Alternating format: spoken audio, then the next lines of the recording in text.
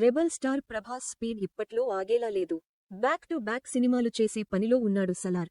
కల్కి సినిమాలతో block buster hits అందుకున్న ప్రభాస్ ఇప్పుడు వరుసగా సినిమాలు చేస్తున్నారు. ప్రస్తుతం రాజాసాబ్, సలార్ 2, కల్కి 2, హనురాఘపూడి దర్శకత్వంలో ఓ సినిమా చేస్తున్నాడు. అలాగే సందీప్ రెడ్డి వంగ దర్శకత్వంలో స్పిరిట్ సినిమా చేస్తున్నాడు. హనురాఘవపూడి దర్శకత్వంలో ప్రభాస్ చేస్తున్న సినిమాపై ప్రేక్షకుల్లో ఆసక్తి నెలకొంది.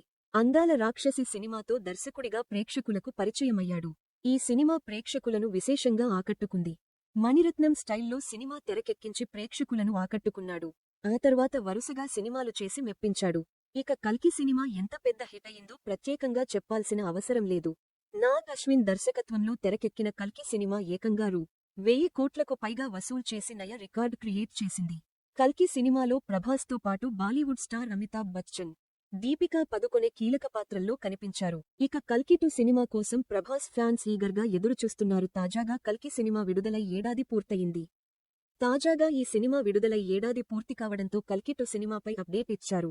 కల్కి సినిమా నిర్మాత అశ్విని దత్ మాట్లాడుతూ, కల్కి 2 సినిమా షూటింగ్ సెప్టెంబర్లో మొదలవుతుంది. వచ్చే సంవత్సరం మే లేదా జూన్లో సినిమాను విడుదల చేసే అవకాశాలు ఉన్నాయి అన్నారు. ప్రపంచ వ్యాప్తంగా ఉన్న తెలుగు ప్రేక్షకులకు కనువిందు చేసేలా సినిమా ఉంటుంది అని అశ్విని దత్ అన్నారు. ఇక ప్రభాస్ గెస్ట్ రోల్లో నటించిన కన్నప్ప ఈ రోజు విడుదలైంది. సినిమాలో ప్రభాస్ సీన్స్ సినిమాకే హైలైట్ అని అంటున్నారు సినిమా చూసిన ప్రేక్షకులు.